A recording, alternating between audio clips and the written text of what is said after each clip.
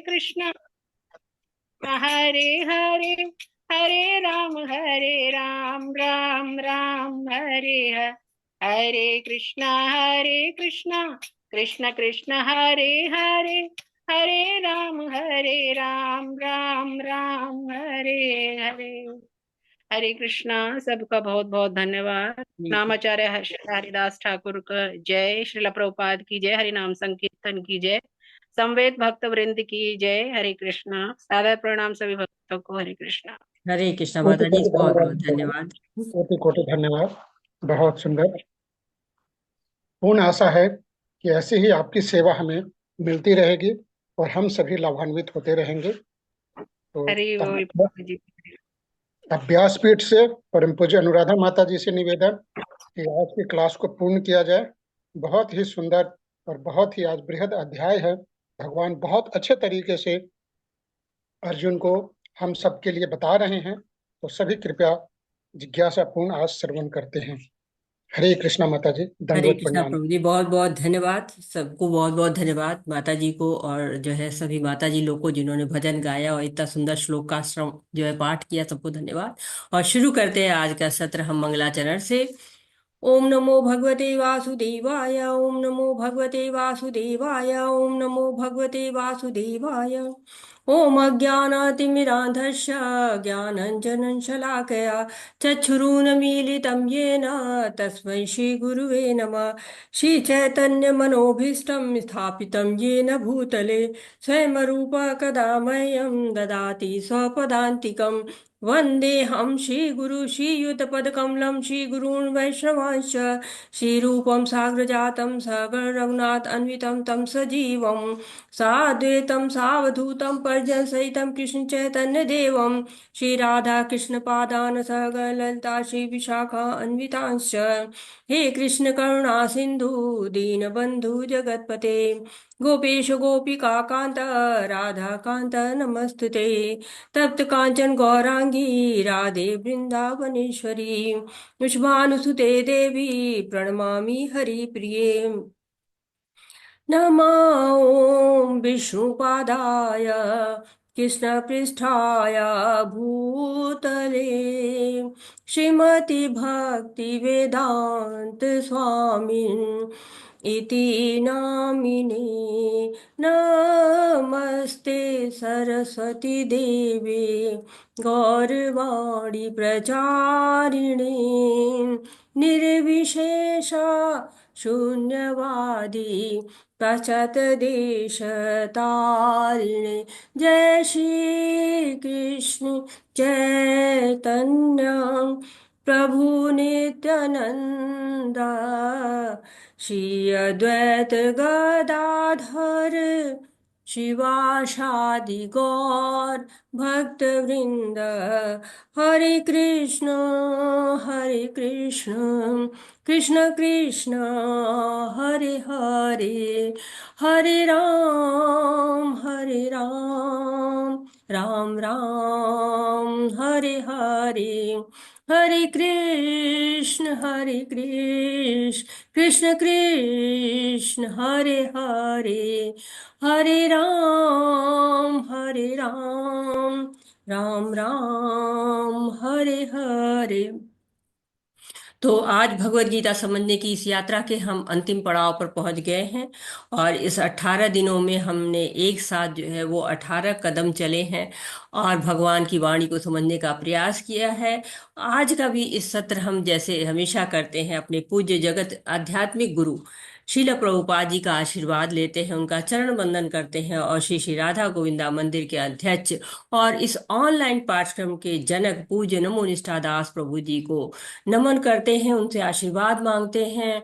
अपने सारे शिक्षा गुरुओं को, दीक्षा गुरुओं को पांचांग प्रणाम करते हैं, और इस यात्रा को पूर्ण करने की अभिलाषा के साथ ही आप सबका हार्दिक अभिनंदन करते हैं और पांचांग प्रणाम करते हैं। तो आज के अध्याय का नाम है मोक्ष संन्यास योग, और ये भगवत गीता का जो है वो उपसंहार भी है। इस अध्याय में बहुत सारे श्लोक हैं, बड़ा अध्याय है, पर इनमें से काफी बातों को हम पहले भी समझ चुके हैं। इसके तात्पर्य छोटे छोटे हैं पर इतने गूढ़ हैं ये श्लोक कि, और बहुत ही स्ट्रक्चर्ड वे में ये हैं। और शुरू में कर्म योग के बारे में भी हम जानते हैं, इसमें ज्ञान योग भी है, इसमें भक्ति योग भी है, कर्म का सिद्धांत भी बताया गया है। और साथ ही साथ ये भी बताया गया है कि कैसे भक्तिमय कार्य किए जाते हैं। 700 श्लोकों में बहुत सारे डायमेंशन है इसमें। और इस पे अगर हम बात करें ना तो बहुत देर तक या बहुत दिनों तक बात की जा सकती है, क्योंकि बहुत गूढ़ है ये। और सारे पूरी भगवत गीता को एक सार रूप में बता दिया गया है। और कहते हैं ना कि जब हम पूरी भगवत गीता को एक तरह से 2 बार पढ़ लेते हैं, स्टार्टिंग में हम दूसरा अध्याय पढ़ते हैं जिसको कि सार रूप में दिया गया है, और ये आखिरी का अध्याय हमको उपसंहार के रूप में दिया गया है। इसमें हमने बहुत सारी चीजों को देखा, अर्जुन का शोक में जाना देखा, अर्जुन का गुरु रूप स्वीकार करना, भगवान का रूप स्वीकार करना, भगवान की चतुश्लोकी गीता हमने जानी, साथ ही साथ हमने भगवान की विभूतियां जानी, विराट स्वरूप देखा, चतुर्भुज रूप देखा, श्याम सुंदर रूप देखा। इन सब चीज को देखने के बाद बहुत सुंदर सुंदर श्लोकों से बना हुआ ये 18वां अध्याय, बहुत विशेष श्लोक है इसके। और अब देखिए, अभी 18वां अध्याय आ गया है, लेकिन शुरू कैसे होता है? अर्जुन के प्रश्न के साथ। अर्जुन के पुनः प्रश्न आ गया है। अर्जुन उवाच संन्यासस्य महाबाहो तत्मिच्छामि वेदितुम त्यागस्य च ऋषिकेश पृथिकेषु निषूदन। अर्जुन ने कहा, हे महाबाहो, मैं त्याग का उद्देश्य जानने का इच्छुक हूँ। हे केशु निषीदन, हे ऋषिकेश, मैं त्यागमय जीवन का भी उद्देश्य जानना चाहता हूँ। तो यहाँ भगवान को कितनी सारी बातों से कह रहे हैं, भगवान को केशु निषूदन कह रहे हैं। हर नाम का एक उद्देश्य होता है। तो केसी नाम का असुर था, उसका वध किया था उन्होंने। और यहाँ पर चाह रहे हैं कि उनका संशय रूपी जो असुर है, जो संशय को भी असुर कहा गया है, असुर की तरह वो कार्य करता है। क्यों? एक बार अगर हमारे मन में कोई संशय घुस जाता है, फिर उसको निकालना बहुत ही मुश्किल होता है। तो यहाँ पर संन्यास और त्याग, 2 शब्दों के बारे में पूछ रहे हैं। और ये शब्द ऐसा नहीं कि पहली बार आए हैं, पहले भी हो चुके। तो संन्यास क्या है और त्याग में जीव त्याग क्या है, तो इन दोनों चीजों के बारे में पूछ रहे हैं भगवान से। श्री भगवान उवाच काम्यना कर्मणा न्यास संन्यासं कवयो विदुः सर्वकर्म फल त्यागम प्राहुस्त्यागम विचक्षणा। भगवान ने कहा, भौतिक इच्छा पे आधारित कर्मों के परित्याग को विद्वान लोग संन्यास कहते हैं, और समस्त फलों के कर्मों के फल त्याग को बुद्धिमान लोग त्याग कहते हैं।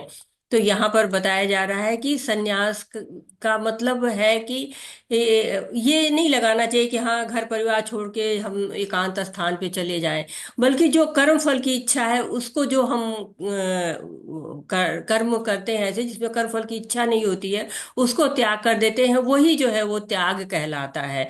तो संन्यास का अर्थ होता है सत प्लस न्यास। जो कर्म करके हम परम सत्य की तरफ जाते हैं, परम सत्य का बोध कहते हैं, उसको संन्यास कहते हैं।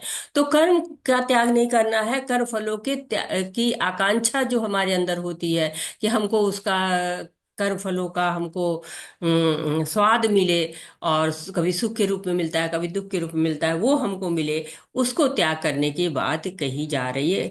क्यों? क्योंकि हम पहले ही पढ़ चुके हैं तीसरे अध्याय में कि कर्म से विमुक्त तो कोई हो ही नहीं सकता है। कर्म का त्याग करना बहुत ही मुश्किल, किया ही नहीं जा सकता। हम सो रहे हैं तो वो भी कर्म है, जगे हैं तो वो भी कर्म है, बैठे हैं तो वो भी कर्म है। कुछ विद्वान घोषित करते हैं कि समस्त प्रकार के सकाम कर्मों को दोषपूर्ण समझकर त्याग देना चाहिए, किंतु अन्य विद्वान मानते हैं कि यज्ञ दान तथा तपस्या के कर्मों को कभी नहीं त्यागना चाहिए। तो एक तरह से भगवान हमको दोनों रास्ता बता रहे हैं कि क्या क्या कहा गया है। तो त्याग तो हम जैसे बात कर चुके कि कर्म का त्याग नहीं करना, कर्म फल का त्याग करना है, क्योंकि कर्म फलों से हमारी आसक्ति होती है। तो हम भगवान से अगर कह रहे हैं कि नहीं, हमें ये भौतिक भोग की चीज वो दे दीजिए, ये हमें नहीं मांगना, हमें त्याग करना है। क्या आध्यात्मिक जीवन में आगे बढ़ना है, जब हम इन सांसारिक चीजों को त्याग करेंगे तभी हम आध्यात्मिक चीजों को प्राप्त कर पाएंगे। तो विद्वान क्या कहते हैं, 2 मत बताते हैं। एक तो यह है कि हम जो सारे कर्मों को त्याग दें, समस्त प्रकार के सकाम कर्मों को दोषपूर्ण समझकर त्याग दें, यानी जो सकाम कर्म है जिसमें हमारी फल की आशा रहती है उनको त्याग देना चाहिए। लेकिन इसमें क्या वो कह रहे हैं कि जो यज्ञ करते हैं लोग, सकाम कर्म करते हैं कि हमें ये प्राप्ति जो उसके लिए यज्ञ है, दान है, तपस्या करते हैं, उनको भी त्याग दें। लेकिन कुछ लोग भी कहते हैं कि तपस्या के, यज्ञ दान और तपस्या के कर्मों को नहीं त्यागना चाहिए। दो तरह के मत बताए। अब भगवान यहाँ पे अपना मत बताते हैं। यज्ञदान तपः कर्म न त्याजम कारमेव तत् यज्ञोदानम तपश्चैव पावनानि मनीषिणाम। यज्ञ दान तथा तपस्या के कर्मों को कभी परित्याग नहीं करना चाहिए, उन्हें अवश्य संपन्न करना चाहिए। निसंदेह यज्ञ दान तथा तपस्या महात्माओं को भी शुद्ध बनाते हैं। तो यहाँ पे अब भगवान बता रहे हैं कि उनका क्या मत है। उनका मत है कि यज्ञ दान और तपस्या को त्याग मत करिए। क्यों? क्योंकि ये शुद्धि देते हैं। तो यज्ञ हम जैसा कि पहले पढ़ चुके हैं कि यज्ञ हमें विष्णु की प्रसन्नता के लिए करना चाहिए। लेकिन यज्ञ लोग करते क्या? अपनी प्रसन्नता के लिए कहते हैं कि हाँ हमें कोई लाभ मिल जाए। अगर विष्णु के लिए लाभ, विष्णु के लाभ के लिए या विष्णु के लिए कहिए यज्ञ, उनको क्या लाभ हम दे सकते हैं? तो अगर हम भगवान के लिए कोई यज्ञ करते हैं तो हमारी भौतिक इच्छा समाप्त हो जाती है, कल्मश सारे नष्ट हो जाते हैं। दान है तो भगवान के लिए दान कर रहे हैं, भगवान की सेवा में दान कर रहे हैं। तो हम, हमारा दान क्या है? हम तो एक तरह से उसी तरह से है ना, जैसे कि बच्चा अपनी माँ को चॉकलेट खिलाता है या पिता को अपने बिस्किट में से खिलाता है, पिता धन्य धन्य हो जाता है। वैसे ही तो दान है। नहीं तो सब कुछ क्या है? भगवान की संपत्ति है। कहते हैं ना कि ईशावास्यम इदम सर्वम यत्किंचा जगत्याम जगत तेन तख्तेन भुंजिथा माग्रध कश्य सिद्धनम। तो सारी वस्तुएं भगवान की है और भगवान को ही अर्पण। कैसे? हम पढ़ चुके हैं पहले, ओम तत्सत की भावना से हमें कर देना चाहिए। तो यज्ञ दान और तपस्या नहीं रोकनी चाहिए, ऐसा भगवान का मत है। एतन्यापि तु कर्माणि संयत्यक्ता फलानि च कर्तव्यानीति मे पार्थ निश्चितं मतमुत्तमम्। इन सारे कार्यों को किसी प्रकार की आसक्ति या फल की आशा के बिना संपन्न करना चाहिए। हे पिता पुत्र, इन्हें कर्तव्य मानकर संपन्न करना चाहिए, किया जाना चाहिए। यही मेरा अंतिम मत है। तो यहाँ पे चित्र में देख रहे हैं ना कि जो व्यक्ति किनारे पर खड़ा है वही डूबते व्यक्ति को बचा सकता है, जो खुद डूब रहा है वो नहीं बचा सकता है। जो डूब, तो इसलिए हमें क्या करना है? आसक्ति त्याग देना चाहिए। किसी भी कार्य से कोई भी आशा नहीं रखनी चाहिए, कोई भी आसक्ति नहीं रखनी चाहिए। तभी भगवान कहते हैं ना कि क्या त्यागना है? हमें आसक्ति त्याग देना है, कर्मों का फल त्याग देना, दोनों त्याग देना है। क्यों? क्योंकि भोक्ता कौन है? भगवान है। भोक्ता राम यज्ञ तपसा सर्वलोक महेश्वरम। भगवान ही भोक्ता है। जब हम भोक्तापन चाहते हैं तो हम कर्म बंधन लग जाता है, और जब भोक्तापन हम नहीं चाहते हैं तो हम कर्म बंधन से मुक्त हो जाते हैं। तो हमें कर्म बंधन में नहीं पड़ना है। जैसे कि डूबता हुआ व्यक्ति है, उसको बचाने के लिए हमें बाहर रहना जरूरी होता है। हे महाबाहो अर्जुन, वेदांत के अनुसार समस्त कर्मों की पूर्ति के पांच कारण हैं। अब तुम इनसे मुझसे सुनो। कर्म का स्थान, कर्ता, विभिन्न इंद्रिया, चेष्टाएं तथा परमात्मा, ये पांच कर्म के कारण हैं। हम सोचते हैं सारे कर्म तो हम ही कर रहे हैं, लेकिन यहाँ पर भगवान बता रहे हैं कि नहीं, कर्म करने के पांच कारण होते हैं। हम तो परेशान रहते, अरे हो नहीं रहा है, मैं तो कर रहा हूँ, या फिर अपनी जो है बताते रहते कि मैं ना करता तो होता ही नहीं।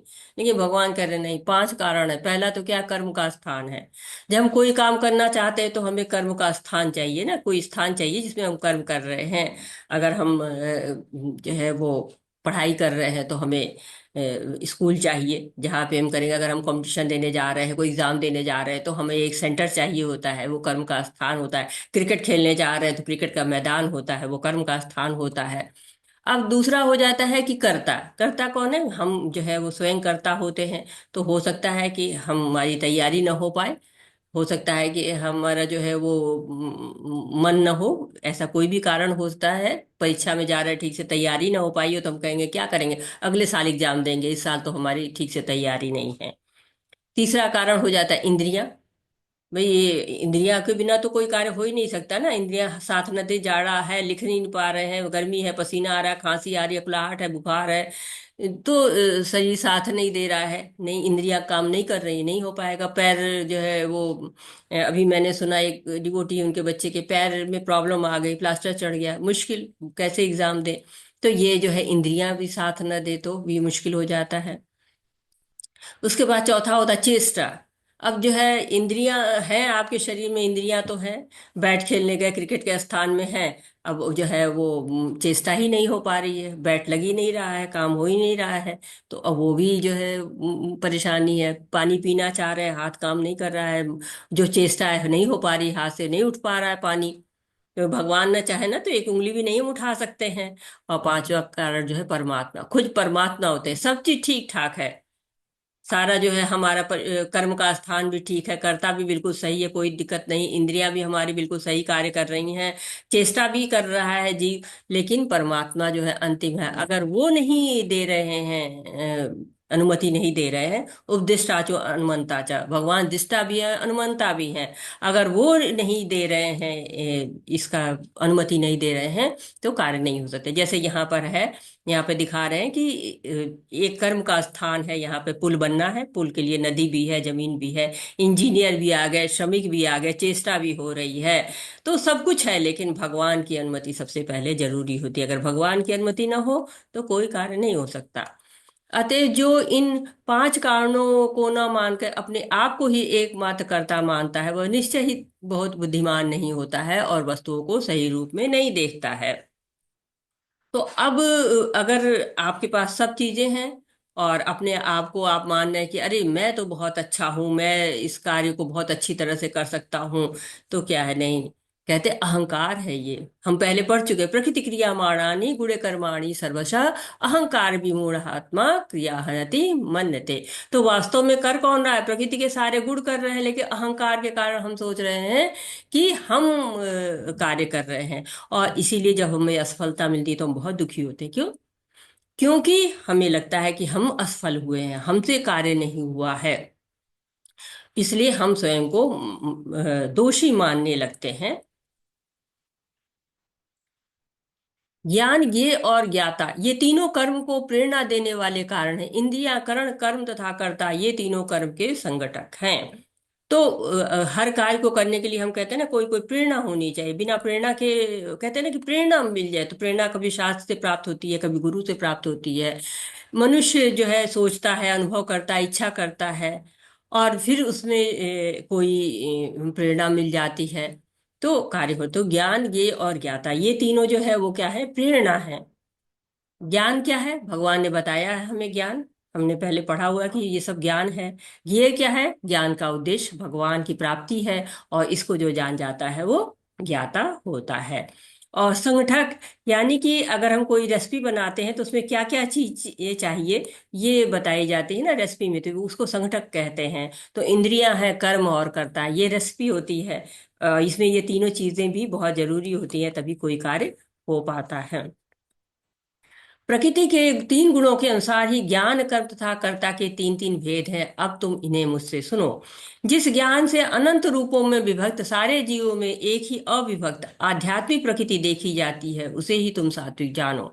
जिस ज्ञान से कोई मनुष्य विभिन्न शरीरों में भिन्न भिन्न प्रकार का जीव देखता है, उसे तुम राजसी जानो।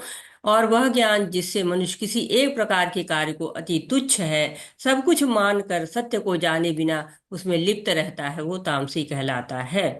तो एक तरह से यहाँ पर बताया जा रहा है कि जो भी चीजें हैं सब भगवान से ही है, हर चीज का कारण कोई ना कोई है, और सारी चीजें गुणों में ही होती हैं, गुण में ही स्थित होती हैं, और उसी के अनुसार सारी क्रियाएं होती रहती हैं। तो जो सात्विक लोग रहते हैं उनके ज्ञान के बारे में यहाँ पर बात हो रही है कि ज्ञान कैसा होता है। जो ज्ञानी होते हैं, वो सात्विक गुणों में जो होते हैं, वो लोग की जो प्रकृति होती है वो आध्यात्मिक होता है, उनका ज्ञान होता है वो आध्यात्मिक होता है, सबको सम रूप में देखते हैं, समान रूप से, समभाव, पंडिता समदर्शिना। जो राजसी होते हैं, यानी कि वो आत्मा के स्तर पे देखते हैं, सबको आत्मा के स्तर पे। जो लोग राजसी होते हैं वो लोग जीव के रूप में देखते हैं, वो मतलब हर जीव को ऐसे अलग अलग, कि कुत्ते को कुत्ता मानते हैं, हाथी को हाथी मानते हैं, और जीव को, मनुष्य को मनुष्य मानते हैं। और जो तामसी होते हैं वो तो कुछ सोचते नहीं है, उनका ज्ञान तो, तामसिक ज्ञान तो अज्ञानी में ही रहता है ना, तुच्छ कामों में लिप्त रहता है, सत्य से दूर रहेगा, शरीर तक ही सीमित रहेगा। कहते इत्य ज्ञान विमोहिता, विमोह में पड़ा रहता है। और जो राजसी होता है, रजो रागात्मक विधि राजसा, वो हमेशा राग में डूबा रहता है। और जो सात्विक रहता है वो भगवान को मानता है, वो परमात्मा सबके हृदय में है, आत्मा सबके हृदय में है, जीव जो है परमात्मा का अंश है। कहते हैं ना, विद्या विनय संपन्न, विनयशील हो जाता है ऐसा व्यक्ति। तो ये ज्ञान गुणों के अनुसार इस तरह से होता है। प्रकृति के गुणों के आधार पर तीन प्रकार की क्रियाएं। जो कर्म नियमित है और जो आसक्ति राग या द्वेष से रहित है और कर्म फल की चाह के बिना किया जाता है, वह सात्विक कहलाता है। लेकिन जो कार्य अपनी इच्छा पूर्ति के निमित्त प्रयास पूर्वक एवं मिथ्या अहंकार के भाव से किया जाता है, वह रजोगुणी कहा जाता है। जो कर्म मोह व शास्त्रीय आदेशों की अवहेलना करके तथा भावी बंधन की परवाह के बिना या हिंसा अथवा अन्यों को दुख पहुंचाने के लिए किया जाता है, वह तामसिक कहलाता है। तो अब यहाँ पर कर्मों की बात हो रही है कि प्रकृति के गुण के आधार पर जो सात्विक लोग होते हैं वो अनुशासित होते हैं, नियमन होता है उनके कार्य में, हमेशा नियम से बद्ध होते हैं, विधि विधानों का पालन करते हैं, आसक्ति नहीं होती, राग द्वेष नहीं होता है, किसी के प्रति उनका ईर्ष्या नहीं होती है, द्वेष नहीं होता, अराग द्वेष कृतम रहते हैं वो। कहते हैं ना कि जो ब्रह्मभूत प्रसन्नात्मा न सोचती न कांक्षती, न खुश होता है न ही दुख होता है उसको। रजोगुणी क्या होता है, स्वार्थी होते हैं, कार्य करने में उनको सुख मिलना चाहिए, सुख नहीं मिलना तो सब बेकार है। और उनकी आवश्यकताएं कमी नहीं होती, मन भरने का नाम ही नहीं लेता है, और इसके लिए बहुत ज्यादा वो परिश्रम करते रहते हैं। और ईर्ष्या भी उनको बहुत होती है, राग भी उनको बहुत होता है। और जो तामसिक होते हैं वो हमेशा दूसरों को दुख पहुंचाने वाले कार्य करते हैं। उनका सारा कार्य ऐसे ही होता है कि दूसरे को क्षति पहुंचे। वो चलेंगे भी ना, कुछ लोग नहीं होते, चलेंगे भी तो दूसरे को पैर से ठोकर मारते चलेंगे, या कुछ नहीं मिलेगा तो कंकड़ को ही ठोकर मारते चलेंगे। जैसे हिरण्यकश्यप थे, रावण थे, वो दूसरों का भी नुकसान किए और अंत में उनका भी नुकसान हो गया। प्रकृति के गुणों के आधार पर तीन प्रकार के श्रमिक। जो व्यक्ति भौतिक गुणों के संसर्ग के बिना अहंकार रहित संकल्प तथा उत्साह पूर्वक अपना कर्म करता है और सफलता अथवा असफलता में अविचलित रहता है, वह सात्विक कर्ता कहलाता है। लेकिन जो वह कार्यकर्ता जो अपने श्रम के फलों से जुड़ा रहता है और जो जोश से उनका आनंद लेना चाहता है, जो लालची, ईर्ष्यालु तथा अपवित्र है और खुशी और संकट से आगे बढ़ता है, जोश की प्रवृत्ति में एक कार्य करता है, जो कर्ता सदा शास्त्रों के आदेशों के विरुद्ध कार्य करता रहता है, जो भौतिकवादी, हठी, कपटी तथा अन्यों का अपमान करने में पटु है, तथा जो आलसी, सदैव खिन्न और तथा काम करने में दीर्घसूत्री है, वह तमोगुणी कहलाता है। तो भगवान जो है क्या क्या बता रहे, थोड़ा सा कठोर वर्ड भी भगवान के बीच बीच में आ जाते हैं कि तीन प्रकार के जो है श्रमिक लोग की बात हो रही है, जो श्रम करते हैं। और उनका क्या है, जो सात्विक होते हैं वो अहंकार से रहित होते हैं, बहुत उत्साही होते हैं, निश्चयी बहुत होते हैं, निश्चय, उत्साह, धैर्य, धैर्य भी बहुत होता है उनके अंदर। और रास्ते में परेशानियां आए, असफलता आए, लेकिन विचलन नहीं होता है उनका, न अहंकार आता है कि मैं ही सबसे अच्छा कार्य कर रहा हूँ। वो ऐसे ही होते हैं ना, जैसे बैंक में कैशियर होता है, कितना भी धन आता रहता है वो उसको मतलब नहीं रहता, वो बस जोड़ घटाना करके जमा कर देता है। वैसे ही वो सारे कार्यों को भगवान के निमित्त करते कि मेरा अपना कुछ भी नहीं है। और जो है राज्य, उससे कोई कार्य ऐसा भी नहीं है कि उससे कोई जबरदस्ती करा रहा, मन से वो सतोगुणी सात्विक कार्य करते रहते हैं। और रासिक लोग क्या होते हैं, इच्छा से करते हैं, हमें भोग मिलेगा, हाँ आज हम ये जो है अच्छा मिलेगा, कुछ फल इसका अच्छा मिलेगा, अब मैंने ये किया है तो मेरे को इसका ये फल मिलेगा, इतना मैंने निवेश किया है, इसका जो है इतना लौट के आएगा हमारे पास। तो उनका व्यवहार भी जो है वैसा ही होता है, क्योंकि अगर स्वार्थ पूरा हुआ तो बड़े खुश, नहीं पूरा हुआ तो बहुत नाराज। और अगर किसी दूसरे का अच्छा हो गया तो ईर्ष्या ही ईर्ष्या, द्वेष ही द्वेष। और तमोगुणी को भगवान ने दीर्घ सूत्री नाम दे दिया गया है। अज्ञानता होती, सोच ही नहीं पाते क्या करना है, कैसे करें। कहते हैं ना कि हम लोग ऐसे मजाक मजाक का ही ऐसे कहते हैं ना कि जल्दी जल्दी क्या पड़ी, हाँ आज करे सो काल कर, काल करे सो परसों, जल्दी जल्दी क्या पड़ी, अभी पड़ा है बरसों। आलसी लोग होते हैं, जिद्दी होते हैं, दूसरों का अपमान करते रहते हैं, संकोच होता ही नहीं है कि हाँ हम दूसरों का अपमान कर रहे हैं। बड़े कठोर शब्दों का देखते, कुछ लोग बहुत कठोर शब्द बोलते हैं, ऐसे लोग तामसी होते हैं। हे धनंजय, अब मैं प्रकृति के इन तीन गुणों के अनुसार तुम्हें विभिन्न प्रकार की बुद्धि तथा निर्धारण के विषय में बताऊंगा, तुम इसे सुनो। हे पिता पुत्र, वह बुद्धि सतोगुणी है जिसके द्वारा मनुष्य यह जानता है कि क्या करनी है क्या नहीं है, किससे डरना चाहिए और किससे नहीं, क्या बांधने वाला क्या मुक्ति देने वाला है। हे पिता पुत्र, जो बुद्धि धर्म तथा अधर्म, करनी तथा अकरणी कर्मों में भेद नहीं कर पाती, वह राजसी है। जो बुद्धि मोह तथा अंधकार के वशीभूत होकर अधर्म को धर्म तथा अधर्म को अधर्म मानती है और सदैव विपरीत दिशा में प्रयत्न करती है, वह तामसी होती है। तो बुद्धि भी तीन गुणों से प्रभावित होती है। कैसे होती है? सतोगुणी को पता है क्या उचित है क्या अनुचित है, क्या शास्त्रों के अनुसार है क्या शास्त्रों के विपरीत है, क्या अनुचित और क्या उचित, सब उसको भेद पता रहता है। जो रजोगुणी होता है उसका तो एक सूत्री कार्यक्रम है कि मुझे भोग मिलना चाहिए, मेरे को लाभ होना चाहिए, और इसमें वो दूसरे का अहित हो जा रहा है, दूसरे का कहते हैं ना कि अपना नाखून भी न कटने दे, चाहे दूसरे का गला भी कट जाए। तो वो उनको पता ही नहीं कि क्या करनी क्या नहीं है। और जो तमोगुणी होता है वो तो बिल्कुल अज्ञान का पर्दा पड़ा है, कहते हैं ना कि इसकी तो मति मारी गई है, वैसे उसकी बुद्धि हमेशा गलत दिशा में जाती है। सतोगुणी सही कार्य करेगा, रजोगुणी कभी ठीक करेगा कभी ठीक नहीं करेगा, क्योंकि वो उसको तो लाभ मिलना है। और तमोगुणी पर बिल्कुल कहते हैं ना, अकल पे पत्थर पड़ जाना, अकल पे पर्दा पड़ जाना, वो जो बुद्धि नाशत प्रणश्यति, बुद्धि का नाश पतन हो जाता है। कहते हैं इसकी तो बुद्धि ही ठिकाने नहीं है, वैसे बिल्कुल तामसी गुण वाले होते हैं। प्रकृति के तीन गुणों के आधार पर तीन प्रकार के निर्धारण। हे पार्थ, वह निश्चय जो अटूट है, जो योग साधना द्वारा निरंतरता के साथ है और इस प्रकार मन जीवन तथा इंद्रिय के कार्यों को नियंत्रित करता है, सात्विक तरीके में है। लेकिन हे अर्जुन, जिस धृति निश्चय से मनुष्य धर्म अर्थ का तथा काम के फलों में लिप्त बना रहता है, वह राशि है। हे पार्थ, जो धृति निश्चय स्वप्न भय शोक विषाद तथा मोह के परे नहीं जाती, ऐसी दुर्बुद्धिपूर्ण धृति तामसी होती है। तो यहाँ पर बता दिया गया है कि जो धृति यानी कि जो दृढ़ता होती है, जो है निर्धारण डिटर्मिनेशन जिसका होता है, कैसे जो है वो होता है ना कि इनकी बुद्धि बहुत पक्की है, ये सोचते बहुत, अपना इनका निर्णय बहुत पक्का होता है। तो उस जो है धृति की बात यहाँ पे की जा रही है कि जो सात्विक लोग होते हैं वो इंद्रियों को वश में रखते हैं, हमेशा उनका मन और इंद्रियां नियंत्रण में रहती हैं। जो भी वो कार्य करते हैं उद्देश्य उनका होता है, लक्ष्य होता है कि इस लक्ष्य पे पहुंचना है। एकाग्र बुद्धि के साथ जो है जहां चाहते हैं वहां उनकी बुद्धि लग जाती है, और साथ ही साथ जहां से हटाना चाहते हैं वहां से हट भी जाती है। और जो राशि लोग होते हैं उनका जो धृति होती है वो इंद्रिय भोग के अलावा कहीं नहीं जाती है, उनको कर्म निर्धारित है कि ये हमें लाभ देंगे, ये कर्म हमको करने हैं। और जो तामसिक होते हैं वो केवल प्लानिंग प्लॉटिंग होती रहती है, ये काम करेंगे, और ऐसे लोग कभी उद्देश्य तक नहीं पहुंच पाते। क्यों? क्योंकि प्लानिंग केवल दिमाग में चलती है या कागजों पे चलती है, कभी कर्म में वो नहीं आ पाती। तो धृति ग्रहण करना होता है ना, जैसे ग्रहण किया तो वो भ्रम की स्थिति में रहते हैं।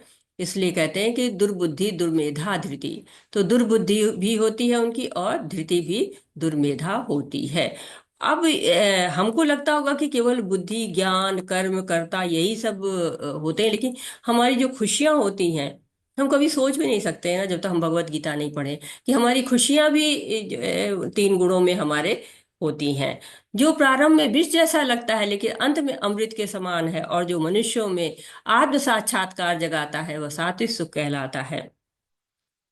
जो सुख इंद्रियों द्वारा उनके विषयों के संसर्ग से प्राप्त होता है और प्रारंभ में अमृत तुल्य तथा अंत में विष तुल्य लगता है, वह रजोगुणी कहलाता है।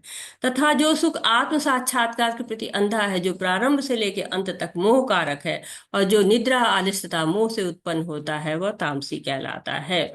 तो अब क्या है? सुख खुशी ये भी जब सात्विक सुखों में होती है तो क्या होता है, पहले विष और बाद में अच्छा लगता है।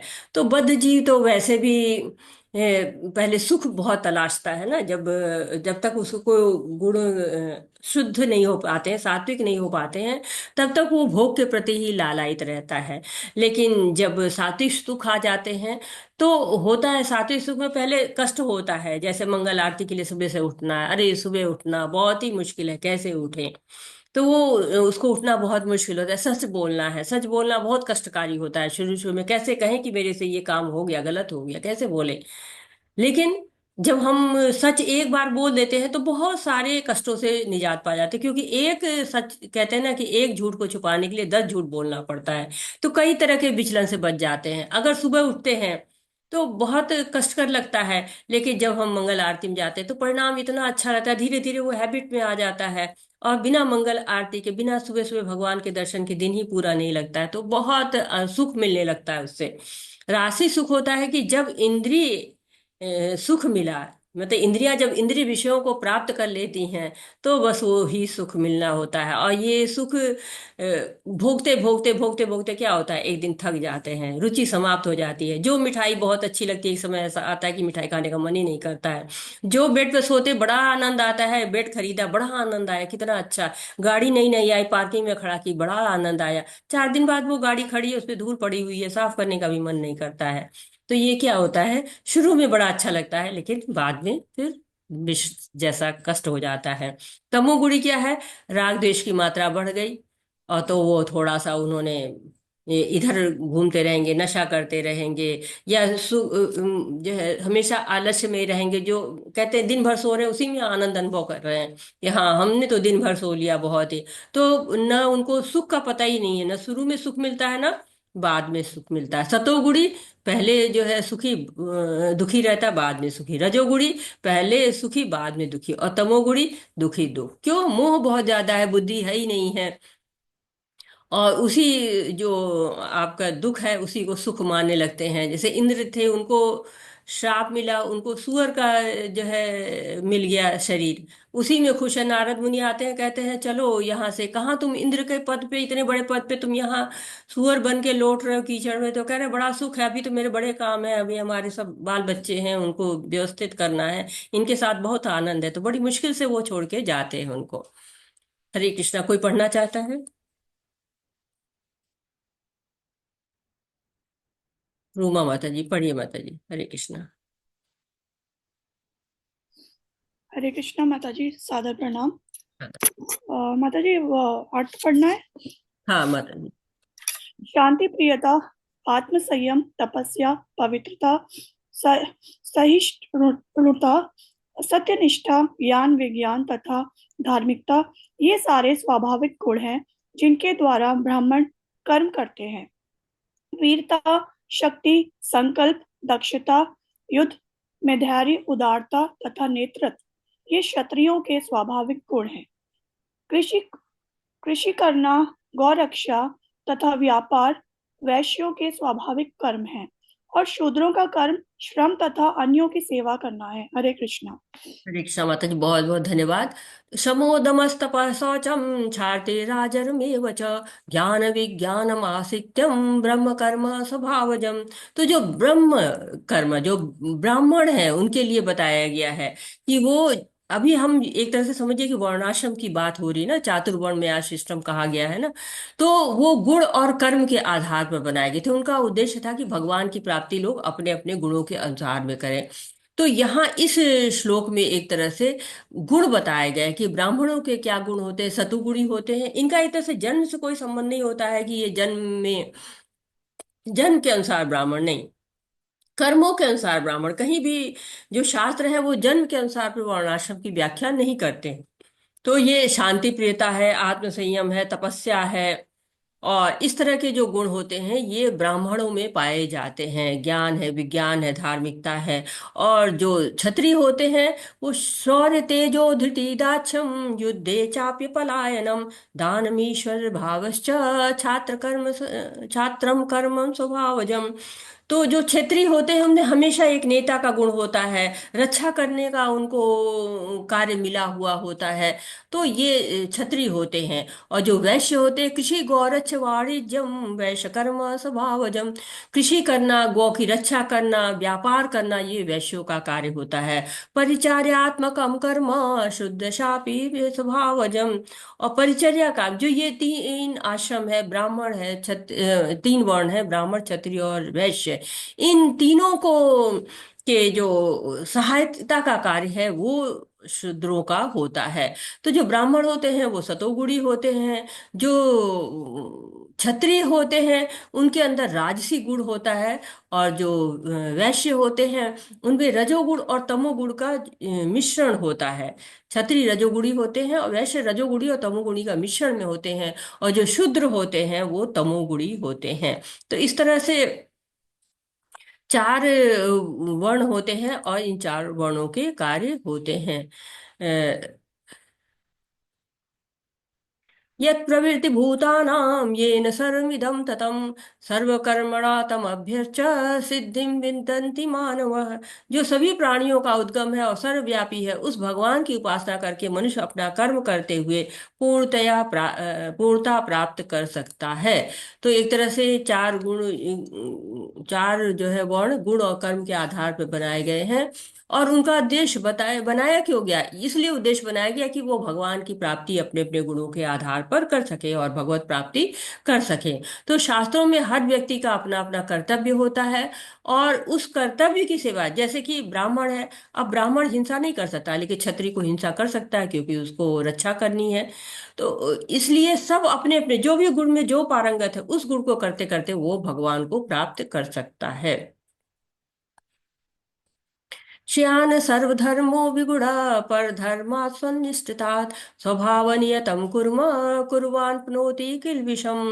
अपने वृत्तिपूर्वक कार्यों को करना, चाहे वो कितना ही त्रुटिपूर्ण ढंग से क्यों न किया जाए, अन्य किसी के कार्य को स्वीकार करने तथा अच्छी प्रकार करने की अपेक्षा अधिक श्रेष्ठ है। अपने स्वभाव के अनुसार निर्दिष्ट कर्म कभी भी पाप से प्रभावित नहीं होते हैं। तो कहा जो भी आपका कार्य है, जिस भी आप गुण में है, उसका कार्य करना चाहिए। एक तरह से यहाँ दिखाया जा रहा है कि जो है टीचर बैठे हुए हैं, यहाँ क्लास में बंदर भी बैठा है, चिड़िया भी बैठी है, पेंगुइन भी बैठी है, हाथी भी है, मछली भी है, जो है वो व्हेल मछली भी है, सब कुत्ते भी है, सब है। अब अगर इनको कह दिया कि पेड़ पर चढ़ जाओ, तो हाथी चढ़ेगा तो पेड़ ही टूट जाएगा, मछली चढ़ ही नहीं सकती क्योंकि पानी में रहती है, तोता उड़ के तुरंत बैठ जाएगा, पंछी जो भी है। तो सबके अलग अलग गुण होते हैं। अगर सब लोग एक ही कार्य करना चाहते हैं तो वो उचित ढंग से नहीं कर पाएंगे, क्योंकि सब में के अंदर गुण है। अब इसमें से कौन सा श्रेष्ठ है, ये हम निर्धारित नहीं कर सकते हैं। सब जो है प्रकृति के गुणों से बद्ध है, अपने अपने कर्म के अनुसार उनको भगवत प्राप्ति का प्रयास करना चाहिए। कई बार लोग हमको मिलते हैं ना, कहते हैं परिवार के दबाव में हमने ये कार्य किया, या पापा की इच्छा थी, माँ की इच्छा थी, इसलिए मैंने ये कार्य किया। और इसलिए लोग में हमेशा असंतोष बना रहता है कि नहीं, ये कार्य में मेरा मन नहीं लग रहा, मैं तो इसे जबरदस्ती कर रहा हूँ, कहा गया है, दबाव में कर रहा हूँ, तो उसका उचित फल नहीं आता है। तो गुण के अनुसार कर्मों को करना चाहिए। जो आत्म संयमी है तथा अनासक्त है, एवं जो समस्त भौतिक भोगों की परवाह नहीं करता, वह संन्यास के अभ्यास द्वारा कर्म फल से मुक्ति की सर्वोच्च सिद्ध अवस्था को प्राप्त कर सकता है। तो यहाँ पे गुण बताए गए हैं कि जो लोग आत्म संयमी है, आत्म है, भगवान को भोक्ता मानते हैं, अनासक्त रहते हैं, भोग के फेर में नहीं रहते हैं, वो लोग पूर्ण अवस्था यानी कि भगवान की प्राप्ति कर सकते हैं। ब्रह्मभूत प्रसन्नात्मा न सोचति न कांक्षति समः सर्वेषु भूतेषु मद्भक्ति लभते पराम। इस प्रकार जो दिव्य पद पर स्थित है, वह तुरंत पर ब्रह्म का अनुभव करता है और पूर्णतया प्रसन्न हो जाता है। वह न तो कभी शोक करता है, न किसी वस्तु की कामना करता है, प्रत्येक जीव पर संभाव रखता है, उस अवस्था में मेरी शुद्धि भक्ति प्राप्त करता है। तो ये उनके लक्षण हैं जो कि पूर्ण अवस्था को प्राप्त कर लेते हैं। वो अपने में संतुष्ट रहते हैं, कहते हैं आत्मरति रेव से आत। तो अपने में संतुष्ट रहते हैं, किसी प्रकार के बंधन का भय नहीं रहता, अनासक्त रहते हैं, स्वामित्व की भावना में नहीं रहते हैं, न प्रसन्न, किसी चीज पे एकदम से खुश नहीं होते, एकदम से दुखी नहीं होते, कोई कामना नहीं होती है, अंदर अंदर आत्माराम होते हैं, खुश रहते हैं अंदर ही।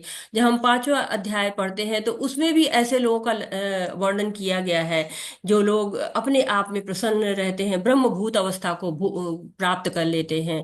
योऽन्त सुख अंतराराम तथा यंत्र ज्योतिरेव य स योगी ब्रह्म निर्वाणम ब्रह्म भूतोऽधिगच्छति।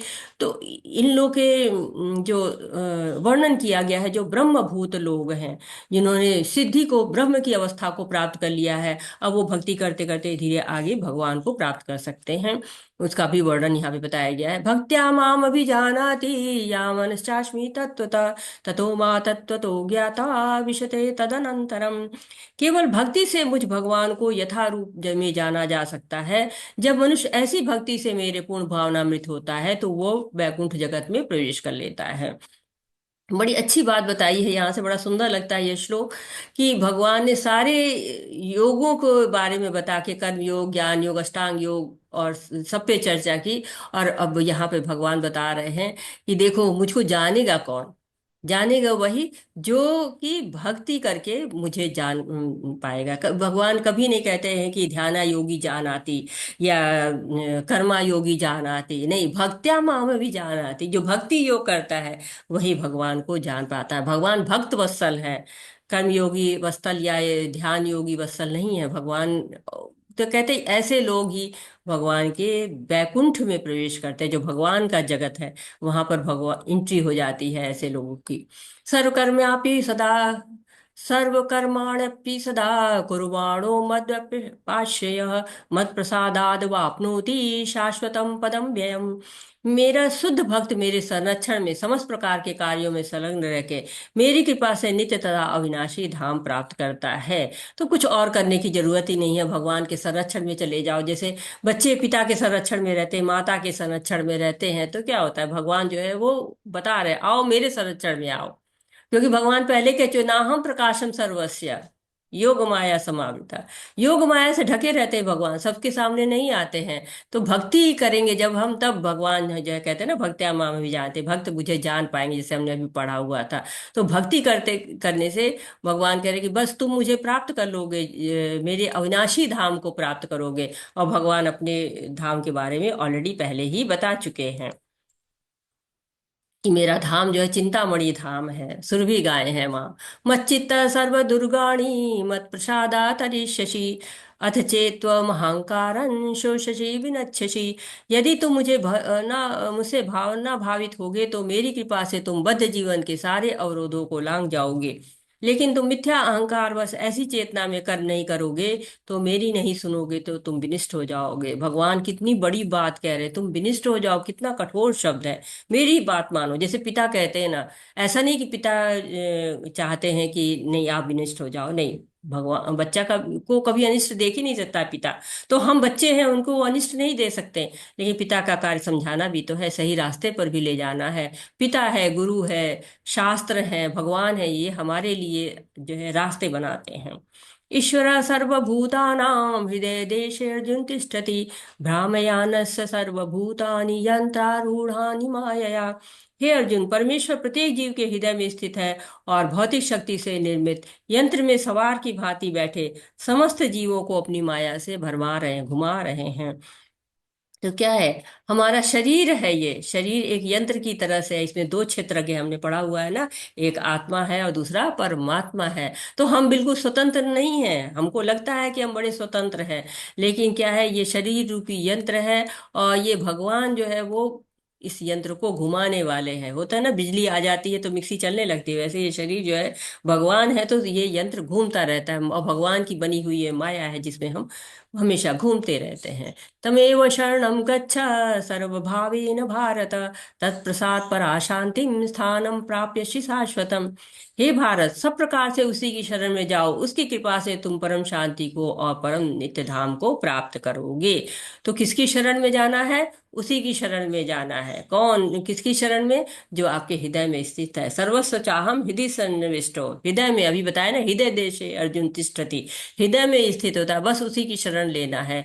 तो एक तरह से भगवान हमको बता दे रहे हैं कि तुम्हें हमेशा उसकी सुनो, क्योंकि उपदेष्टा अनुमंता है वो। इति ते ज्ञानम आख्यातम गुह्याद गुह्यतरम मया विमृश्येत दशेषेण यथेच्छेषु तथा करू। इस प्रकार मैंने तुम्हें गुह्यतर ज्ञान बतला दिया, इस पर पूरी तरह से मनन करो और जो चाहे सो करो। अब भगवान बिल्कुल कह रहे हैं, जो चाहे सो करो, सब बता दिया है। तो सारा गोपनीय ज्ञान दे दिया, गुह्यतम ज्ञान दे दिया, अशेषतः ज्ञान दे दिया, लाभ के लिए ज्ञान दे दिया, ज्ञान ही ज्ञान दे दिया। लेकिन अब कोई जोर जबरदस्ती नहीं, सूक्ष्म स्वतंत्रता है। चाहे तुम भगवान की दास्ता स्वीकार कर लो, चाहे माया की दास्ता स्वीकार कर लो। कहते हैं ना, हर सिक्के के दो पहलू होते हैं। वही चीज आपके लिए वरदान भी हो जाती है, वही आपके लिए अभिशाप भी हो जाती है। तो वैसे ही स्वतंत्रता, कहते हैं ना विज्ञान पे हम छोटे होते हैं निबंध लिखते हैं, विज्ञान लाभदायक है कि हानिकारक है, वैसे ही स्वतंत्रता हानिकारक है कि लाभदायक है। स्वतंत्रता जो है अगर हम सही इस्तेमाल करते हैं तो लाभदायक है, भगवत प्रेम मिल सकता है, भगवान को प्रेम से जीत सकते हैं जो है, और भगवान तो प्रेम के भूखे हैं। लेकिन अगर हमने माया की तरफ पैर किया तो क्या है, इसी जगत में हम घूमते रहेंगे माया में। मन्मना भवद्भक्तो मद्याजी माम नमस्कुरु, माम वैश्यसि सत्यम ते प्रतिजाने प्रियोसि मे। सदैव मेरा चिंतन करो, मेरा भक्त बनो, मेरी पूजा करो, मुझे नमस्कार करो, इस प्रकार तुम निश्चित रूप से मेरे पास आओगे। मैं तुम्हें वचन देता हूँ क्योंकि तुम मेरे प्रिय मित्र हो। अब ये जो श्लोक है, ये पंक्ति पहली तो एकदम ऐसी 2 बार आई है।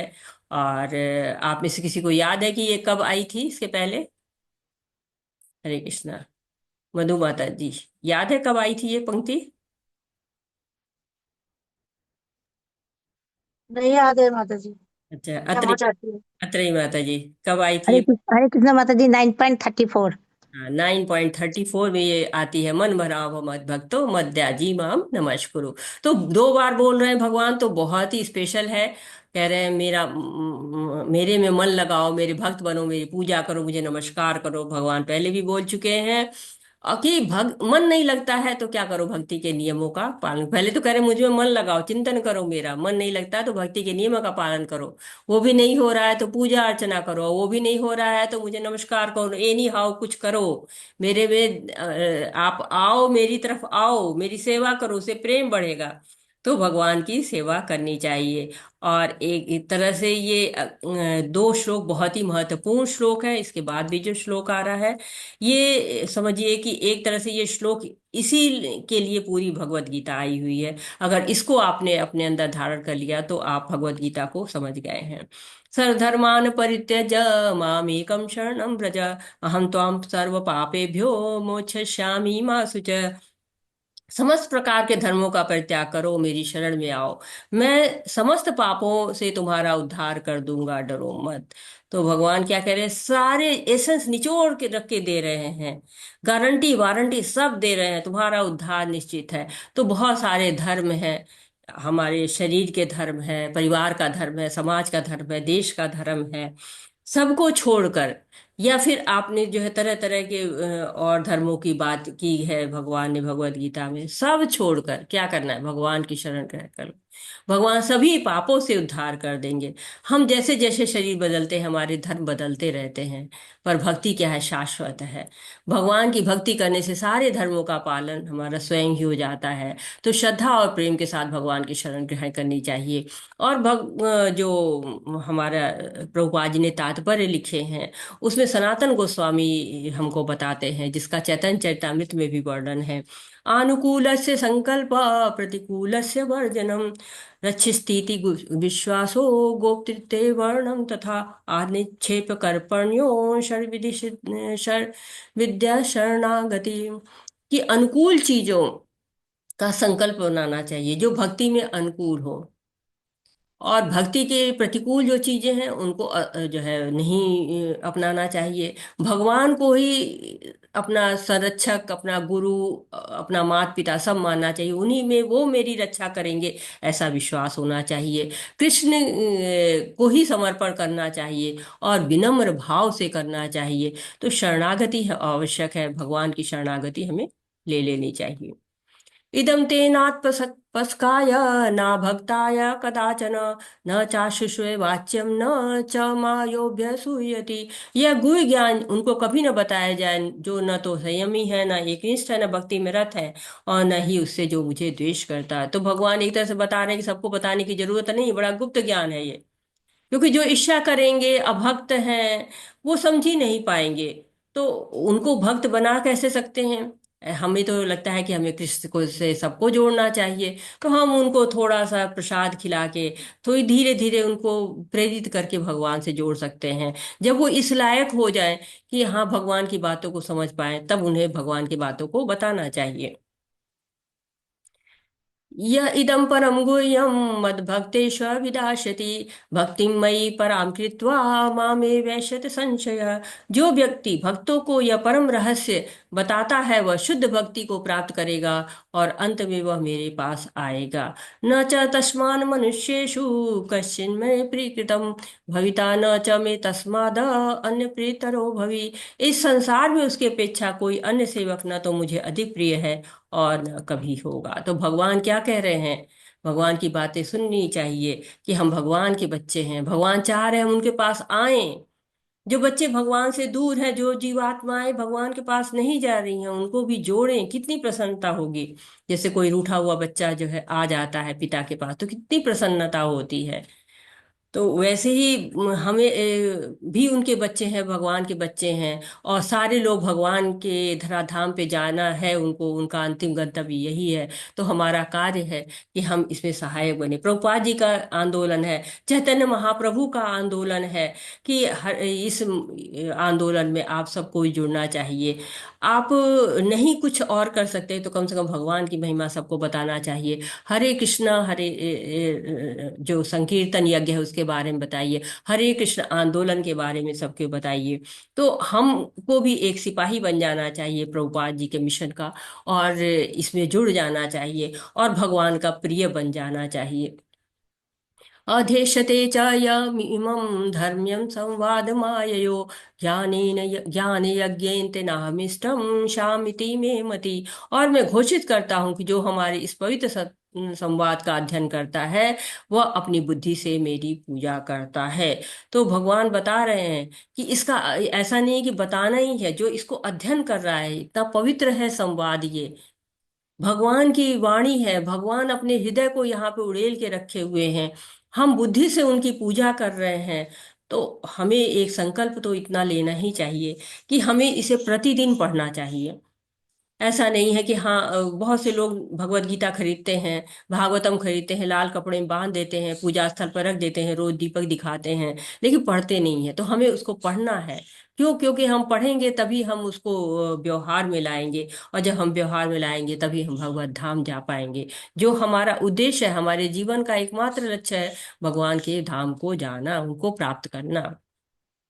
शतावान सूयश्च शृणादपि यो नर सोऽपि मुक्त शुभान् लोकान् प्राप्नुयात् पुण्य कर्मणाम। और जो श्रद्धा समेत और द्वेष रहित होकर इसे सुनता है वह सारे पापों से मुक्त हो जाता है, उन शुभ लोकों को प्राप्त होता है जहाँ पुण्यात्माएं निवास करती हैं। तो श्रद्धा से सुनना है, श्रद्धा के बिना तो हमारा कोई भी कार्य पूर्ण नहीं हो सकता है। बिना द्वेष के, द्वेष नहीं होना चाहिए। भगवत गीता को पढ़िए, सुनिए, तो क्या होगा, सारे पापों से मुक्त हो जाएंगे। कैसे? भगवान ने गारंटी दी है, वारंटी दी है, अहम सर्वस्व पापेभ्यो मोक्षयिष्यामि मा शुचः। तो पूरा गारंटी है कि अगर आप भगवत गीता को पढ़ते हैं, सुनते हैं, व्यवहार में लाते हैं तो आप वहां जाएंगे जहां पुण्य आत्माएं निवास करती हैं। अर्जुन उवाच नष्टमोहा स्मृति लब्धा त्वन्प्रसादन् मयाच्युत स्थो अस्मि गत संदेह करिष्ये वचनम तव।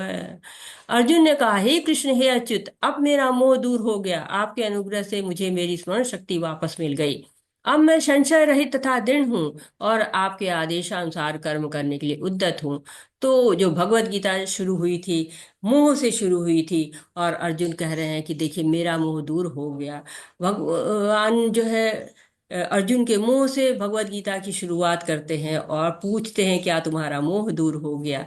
तो भगवान कितने दयालु हैं कि पूछ के कि हाँ बताओ, अब जो है तुम्हारा मोह दूर हो गया, और अर्जुन कहते हैं हाँ अब मेरा मोह दूर हो गया है, मेरा स्मरण शक्ति भी वापस आ गई। जो भगवान ने आच्छादित कर रखी थी ना, वो शक्ति भी वापस आ गई, और अब वो समझ गए कि मुझे क्या करना है। भगवान ने तो पहले कह दिया, करिष्ये तथा कुरु, जो मन चाहे सो करो। यहाँ पर हमारी एक तरह से जो भगवत गीता है, कृष्ण और अर्जुन का संवाद समाप्त होता है। लेकिन सुनने के बाद भक्त की स्थिति क्या होती है, ये अब यहाँ पर हम पढ़ते हैं कि संजय जो कि धृतराष्ट्र को सुना रहे हैं, वो कह रहे हैं, संजय ने कहा, इस प्रकार मैंने कृष्ण तथा अर्जुन इन दोनों महापुरुषों की वार्ता सुनी, इतना अद्भुत है कि मेरा शरीर में रोमांच हो रहा है।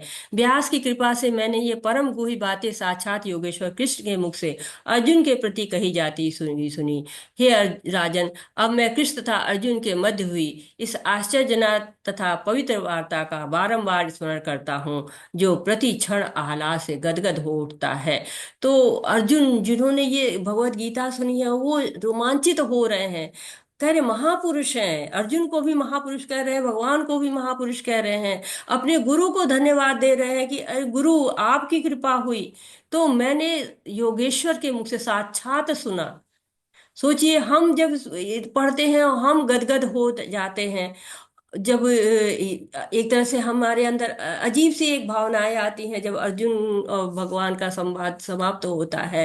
और संजय की बात है तो संजय की स्थिति देख के हमें अपनी स्थिति भी समझ में आ रही है कि कैसे स्थिति हो जाती है जब हम भगवत गीता को पूरे मन से सुनते हैं और उसको गुनते हैं। तो ये बहुत ही सुंदर वार्ता है जिससे गदगद हो रहे हैं संजय, और हम भी गदगद होते जाते हैं जैसे जैसे हमें ये हमारे अंदर आती जाती जब हम धारण करते जाते हैं।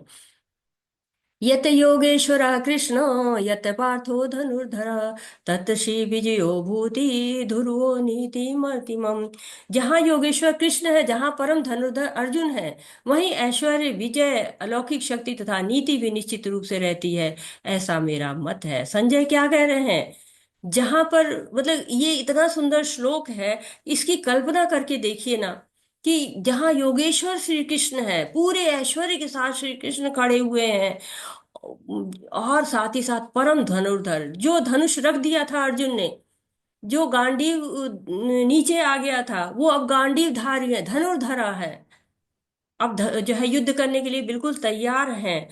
ऐश्वर्य ही ऐश्वर्य दिख रहा है और विजय भी दिख रही है, नीतियां भी दिख रही हैं, तो बड़ा सुंदर ये है, अलौकिक है, रोमांचकारी है, अद्भुत है।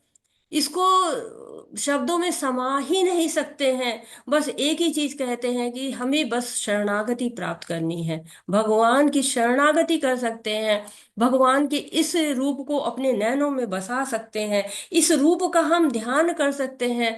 ये रूप हमारे आंखों में समा ही नहीं सकता, इतना सुंदर ये दृश्य हो जाता है जहाँ योगेश्वर कृष्ण है और जहाँ पार्थ धनुर्धर हैं। जहां कृष्ण तथा अर्जुन उपस्थित है वही संपूर्ण श्री होगी। प्रभुपाद जी कह रहे हैं कि श्री तो वही है ना जहां अर्जुन है और जहां पर कृष्ण है। युद्ध को यह निर्णय करना था संसार प्रशासन कौन करेगा। संजय ने भविष्यवाणी की कि सत्ता युधिष्ठिर के हाथ में चली जाएगी, क्योंकि न केवल पुणात्मा और पवित्रात्मा थे अपितु वे कठोर नीतिवादी थे। उन्होंने जीवन भर कभी असत्य भाषण नहीं किया था।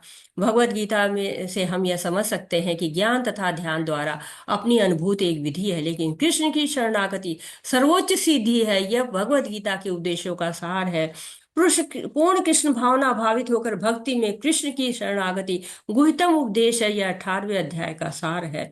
भगवत गीता में 5 मुख्य विषयों की व्याख्या की गई है: भगवान, भौतिक प्रकृति, जीव, शाश्वत काल तथा सभी प्रकार के कर्म। सब कुछ भगवान कृष्ण पर आधारित है।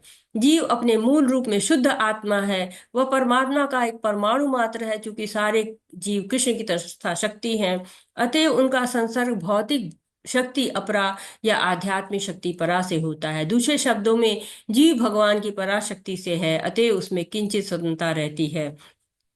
इस स्वतंत्रता के सदुपयोग से ही कृष्ण के प्रत्यक्ष आदेश के अंतर्गत आता है और अपने सामान्य दशा को प्राप्त होता है। तो संजय कभी झूठ नहीं बोलते थे, धृतराष्ट्र राजा थे। बिना डरे हुए संजय ने सब कुछ बता दिया कि जीत तो पांडवों की होगी, और 5 विषय हैं: ईश्वर, जीव, प्रकृति, काल और कर्म। और हम क्या है, हम तो सिर्फ भगवान के दास ही हैं। भगवान की शरणागति ही हमें प्राप्त करनी है और अलौकिक धाम ही हम जा सकते हैं। लेकिन भगवत गीता सुनकर हम जा सकते हैं, इसी से हमारा उद्धार हो सकता है। भगवान हमारे लिए इतना प्रयास कर रहे हैं तो हमें भी इसके लिए बहुत थोड़ा सा अपना प्रयास तो करना ही चाहिए। और उस प्रयास के लिए क्या कर सकते हैं, केवल हम भगवान की शरणागति ले सकते हैं, अपने हाथ ऊपर उठा सकते हैं और कह सकते हैं हरे कृष्णा कृष्ण कृष्णा हरे हरे, हरे रामा राम रामा हरे हरे। इस भव सागर में हम डूबे रहे हैं, इस भव सागर से अपने हाथ हमने खड़ा कर दिए। जैसे पुलिस कहती है ना कि जो है हैंड्स अप और हाथ खड़ा कर लीजिए, और जो है पुलिस तब आती है पास में और फिर पूछती है कि आप कैसे। वैसे ही हम जो है यहाँ माया के चंगुल में फंसे हुए हैं, और भगवान आप जो है आपकी पुलिस आप भेजिए, हमको जो है वो यहाँ से ले जाए, अपने दूतों को कहिए कि हम आप जो है हमको ले जाए यहाँ से, और आपके पास हम पहुँचे, ऐसी हमारी कामना है। हमने तो अपने हाथ ऊपर उठा लिया, अपनी शरणागति है ये स्थिति हमारी शरणागति की स्थिति है। वाछा कल्पतरुभ्यश्च कृपा सिंधुभ्य एव च पतितानां पावनेभ्यो वैष्णवेभ्यो नमो नमः। अनंत कोटि वैष्णव वृंद की जय, शीला प्रभुपाद की जय, भगवत गीता की जय, भक्तों की जय। हरे कृष्णा कृष्ण कृष्णा हरे हरे, हरे रामा राम रामा हरे हरे, हरे कृष्णा कृष्ण कृष्णा हरे हरे, हरे रामा राम रामा हरे हरे।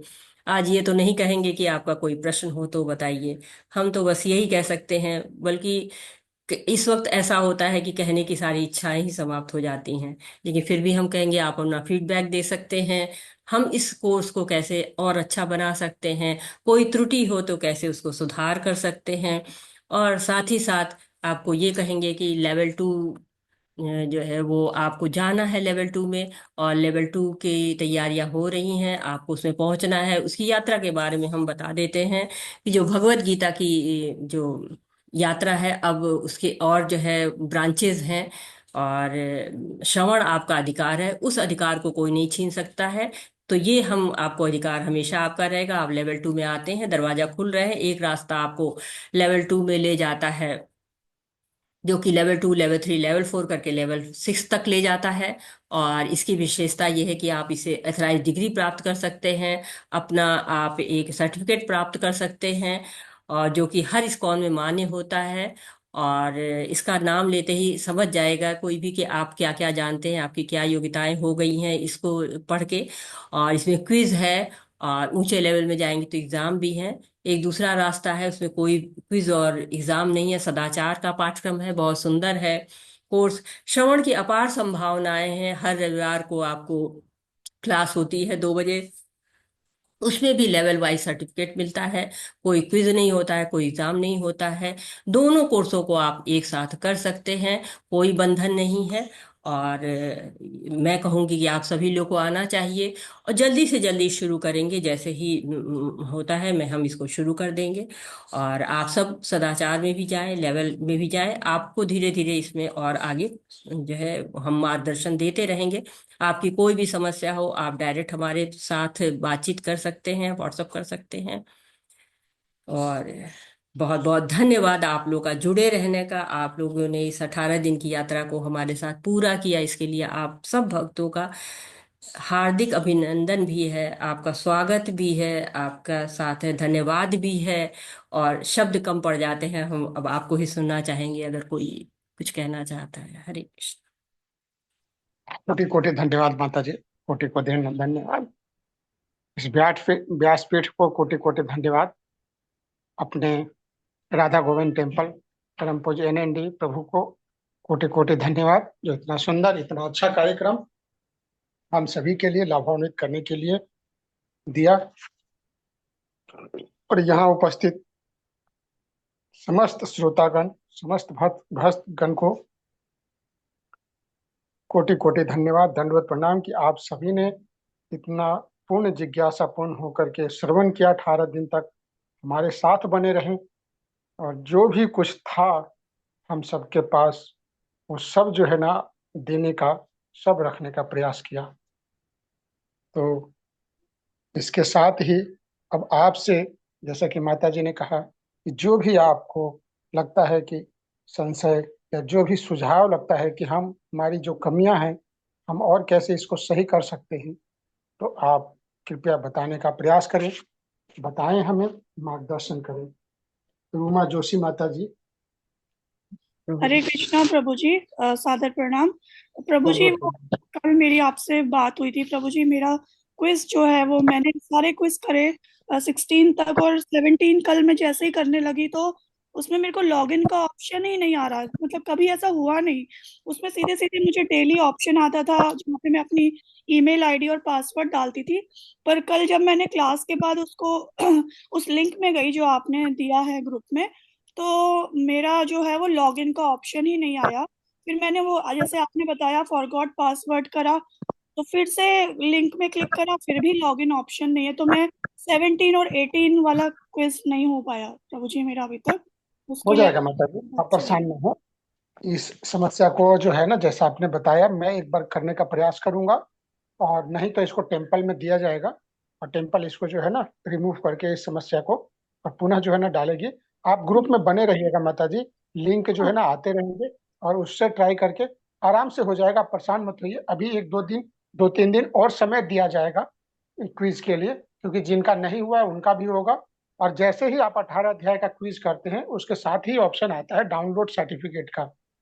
वो डाउनलोड करेंगे तो सर्टिफिकेट, एक सुंदर सर्टिफिकेट आपको राधा गोविंद टेम्पल का जो है आपके 18 दिन कोर्स का आ जाएगा। उस पे आ जाएगा, आप परेशान मत होइए, आराम से आएगा। और बाकी हम लोग हैं, इफ एनी कोई भी दिक्कत होता है तो आप बेझिझक जो है ना हमें, अनुराधा माता जी को, या जो भी वहाँ पे एडमिन है उनको लिख सकते हैं, पूछ सकते हैं। और आप सभी से निवेदन कि अगले लेवल के लिए भी आप प्रयास करिए, लेवल 2 के लिए भी आप लोग प्रयास करते रहिए। प्रभु जी लेवल हार्दिक 2 का अभिनंदन, मंगल लेवल कामनाएं 2 आप। का लिंक कहाँ पे आएगा प्रभु जी? वहीं लॉग आएगा, जैसे आप लेवल 1 कर लेंगे ना, उसमें आगे लेवल 2 के लिए ऑप्शन आता है। अच्छा, व्हाट्सएप और ग्रुप में आएगा जिस पे लेवल। जी जी जी जी माता जी, और जो क्विज का है ना लिंक, उसमें भी हाँ ऑप्शंस आता है। जैसे ही लेवल 1 कंप्लीट होता है, लेवल 2 रजिस्ट्रेशन आती है, हाँ और हाँ। वैसे ग्रुप में भी डाला जाएगा लेवल 2 के लिए। अच्छा ठीक है, तो प्रभु जी मैं वेट करूँ कि वो दोबारा से लॉगिन ऑप्शन आए वहां पे, क्योंकि बिल्कुल बिल्कुल माता जी, बिल्कुल। ठीक है, हरे थैंक यू प्रभु जी। कृष्ण। हरे। अविनाश प्रभु जी, हरे कृष्णा अविनाश जी, प्रभु जी। हरे कृष्णा प्रभु जी, हरे कृष्णा प्रभु जी, हरे कृष्णा माता जी। प्रभु जी, ये लॉगिन वाला प्रॉब्लम तो मैं भी फेस कर रहा हूँ, और लॉगिन हाँ, बटन मैं समझ दिख गया ही आपकी नहीं बात रहा है। को। ये मुझे ऐसा लगता है कि कल से शायद कुछ ऐसी ही जी मेजर प्रॉब्लम है। ये टेम्पल को जो है ना दिया जाएगा, और मैं आपसे यही कहूंगा कि आप उसको चेक करते रहिए, और ये सही हो जाएगा, और आप आराम से कर लेंगे क्विज। क्विज की परेशानी नहीं होगी, क्योंकि ये टेम्पल देखती है, टेक्निकल टीम देखती है इसको। आराम से हो जी जाएगा प्रभु जी। जी जी जी प्रभु जी। और दूसरा, माता जी के लिए धन्यवाद माता जी, ये सेशन के लिए बहुत अच्छा लगा। और अच्छा लगने के साथ साथ ये भी पता चला कि हम कितना कितना नीचे आते हैं। क्योंकि मैं तो भगवत गीता में एक्चुअली वो आरएसएस का स्कूल जो सरस्वती शिशु मंदिर, उसी में पढ़ा हुआ हूँ। तो बचपन में अपना श्लोक का रिसाइटेशन कंपटीशन वगैरह होता था, तो उसमें रिसाइट करके प्राइज तो लाया था। बट अब पता चला कि वो तो सिर्फ 10-12 श्लोक को मेमोराइज करके रिसाइट करके ही किया था। बाकी सारा इतना है, उसका मतलब ये सब है, वो सब आपके लिए ही पता चला। और दूसरा चीज है कि ये सारा जो ज्ञान हम ले रहे हैं, ये 18 दिन के लिए लग रहा है कि 18 दिन का कोर्स नहीं, 100 दिन का कोर्स होना चाहिए। मे भी इसीलिए शायद लेवल 2 लेवल 3 करके ये सब है। तो मेरे जैसे लोगों के लिए ये सब समझना और उसको काम में लगाना, ये कोई मतलब आसान चीज तो मुझे नहीं लग रहा है। इसके लिए बहुत समय और बहुत सोच की जरूरत है। तो धन्यवाद माता जी, धन्यवाद प्रभु जी।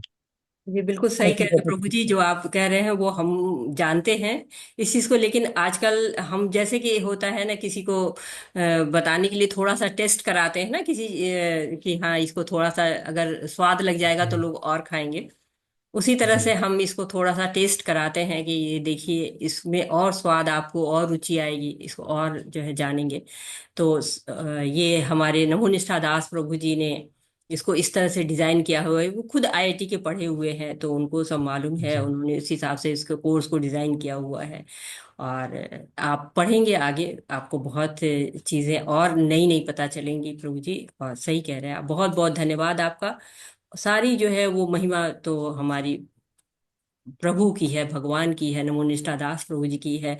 हम तो केवल एक छोटे से सिपाही हैं उस आंदोलन के। हरे कृष्णा। हरे कृष्ण। बहुत सुंदर माता जी।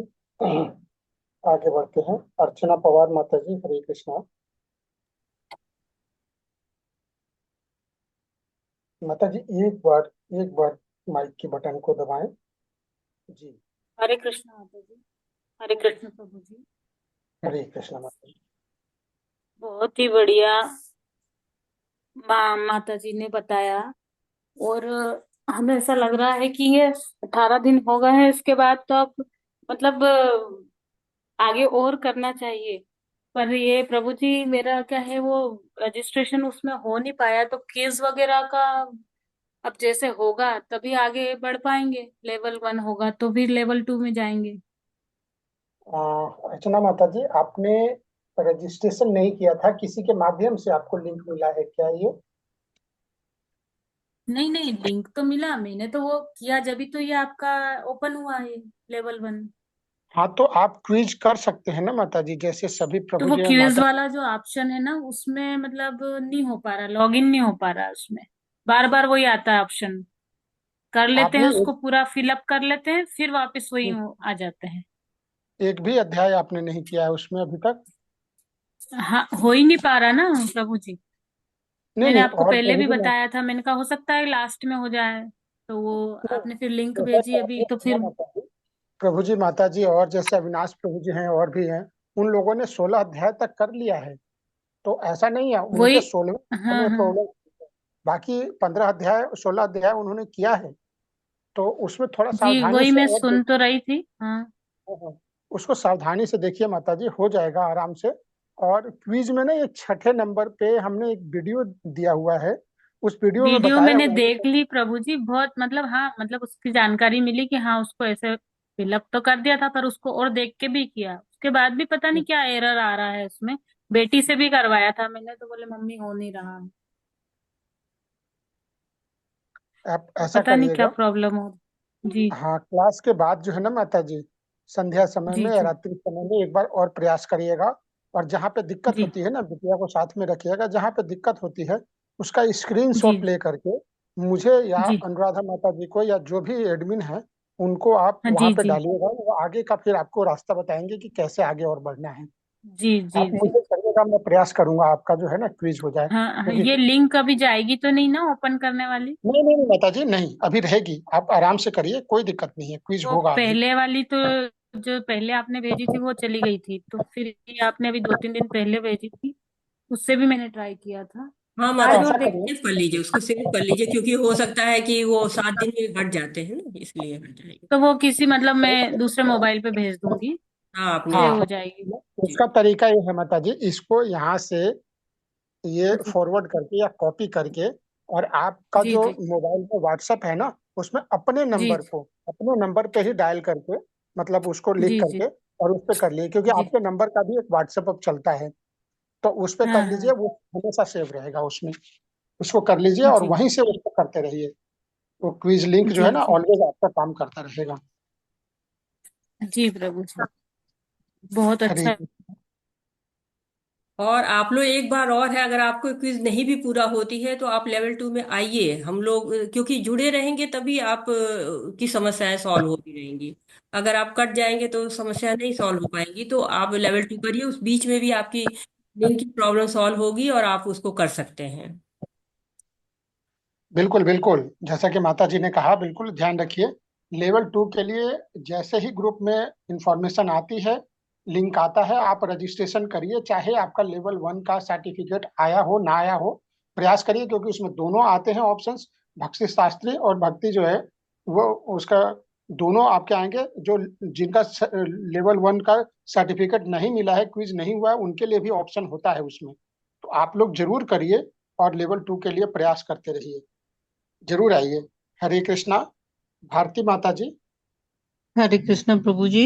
माता जी का धन्यवाद। धन्यवाद करती हूँ। सबसे पहले तो मैं बहुत अच्छा माता जी ने समझाया। और फिर ये क्विज वाली प्रॉब्लम तो प्रभु जी मेरी भी है। तो आप एक बार लिंक और भेज सकते हैं क्या? जी, ग्रुप में आज जैसे ही क्लास पूर्ण होगा, ग्रुप में लिंक दोबारा डाला जाएगा माता जी। ठीक है प्रभु जी। ठीक है, हरे धन्यवाद प्रभु जी। हरे कृष्ण। प्रभु जी, हरे कृष्णा।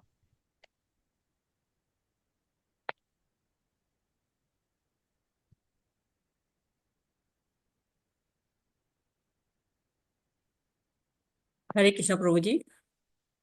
सृजन प्रभु जी का अनम्यूट नहीं हुआ था। सृजन प्रभु जी, हरे कृष्णा। जी प्रभु जी। हरे कृष्ण प्रभु जी को हरे कृष्ण। मैं मेरा बस वही समस्या हो रही थी, प्रश्नोत्तरी का स्क्रीन खोलो तो वो करंट स्टेटस नोट एनरोल दिखाता है, एनरोल करने के लिए रजिस्टर करो वो बताता हम्म। है ये मेल एड्रेस एग्जिस्ट करता है, ठीक है। अब उसका जब फॉरवर्ड पासवर्ड में जाओ तब फिर वो मेल एड्रेस डालो तो वो कुछ बता रहा है कि पासवर्ड मेल एड्रेस है ही नहीं।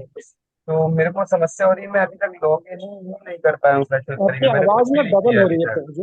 मैं एक मिनट।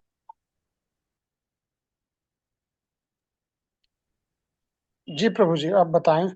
सृजन प्रभु जी, आप म्यूट हो गए। ठीक है प्रभु जी, इस क्विज की समस्या को एक बार और मैं टेक्निकल टीम से बोलता हूँ, और अगर समस्या है तो उसको देख करके आज और इसको रिजोल्व कराया जाए। और आप लोग प्रयास करते रहिएगा, हो जाएगा।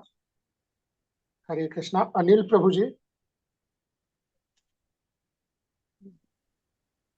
जी हरे कृष्णा माता जी, हरे कृष्णा प्रभु जी। जी प्रभु जी। मेरा प्रश्न है कि बच्चों के लिए कोई ऐसा सेशन होता है क्या यहाँ पर?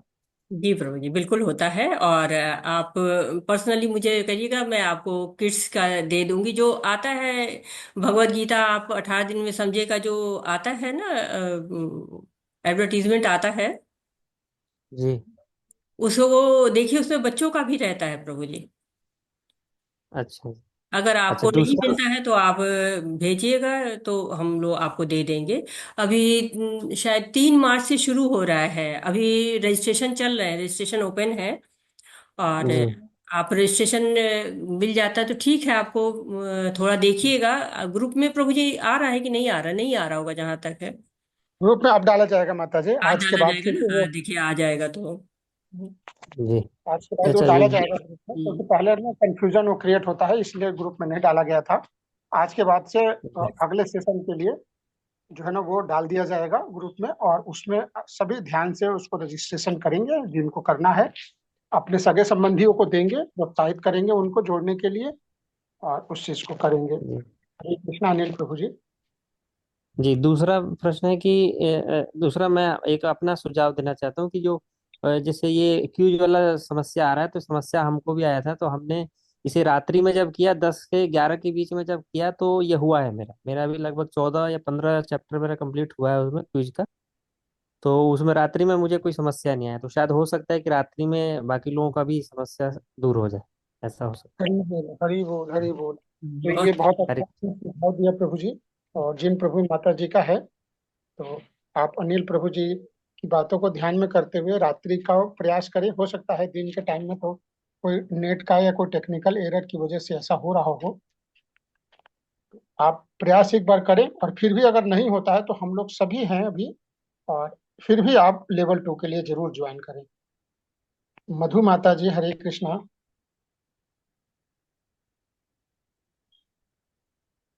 हरे कृष्णा अनुराधा माता जी, दंडवत प्रणाम। आवाज आ रही है माता जी? जी जी माता जी, हाँ, अरे कैसे बोलिए माता प्रणाम जी। माता हाँ जी। जी। बस समस्या यही है जो चर्चा हो रही है। करवत करत करत अभ्यास जड़मति हो सुजान। कोशिश जारी रहेगी, और कृष्ण को सारथी बनाऊंगी मैं, ताकि ये कोई किसी भी तरह से साम दाम दंड भेद करके भी मैं पूरा करूंगी इस बार। बार बार ये जो समस्या आ रही है, कंप्लीट नहीं होता है तो थोड़ी निराशा आ जाती है, क्योंकि इसको पूरा करने के बाद ही मन में लगता है कि यस, थोड़ा समझ में आया है, कुछ ऐसी बात है। और माता जी बहुत बहुत धन्यवाद आपके मार्गदर्शन के लिए। हर स्तर पर, हर क्षण आपके जो मुखारबिंद से जो बात आप समझाती हैं, इट इज सो क्लियर, कि एकदम सरल सहज भाव से जो हम सुन रहे हैं, आप बता रही हैं, ये बहुत हमने अच्छे से अनुसरण करने की कोशिश किया है। समझ में आता है, क्योंकि ये तो बड़ी क्लिष्ट है। भगवान की वाणी तो बहुत बहुत कठिन है, इसको दिल से समझना, अनुभूति से समझना है। और माता जी एक बात ये है कि जो माला करते हैं कृष्ण की, तो वो तुलसी माला होना चाहिए या स्फटिक की माला होना चाहिए? ज्यादातर माता जी सब